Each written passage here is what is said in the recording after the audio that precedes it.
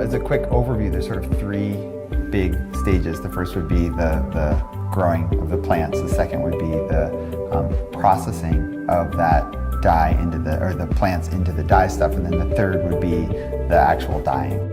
In the spring, we start with seeds that we've harvested the previous fall, and we plant those seeds. And then usually in early July, we start harvesting. Once we cut the plants, we then spread them out in the sun to dry.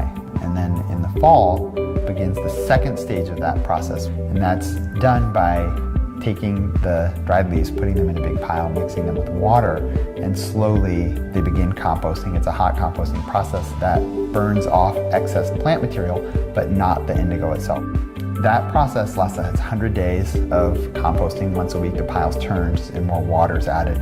Then at the end of that 100-day process, you're left with the dye stuff, which actually just looks like dirt. At that point, then you're ready for the third part of this process, which is the dyeing process. And that all happens in the dye vat. In there we mix the composted indigo and the wood ash lye, and that compost, as you can imagine, has lots of other stuff in it.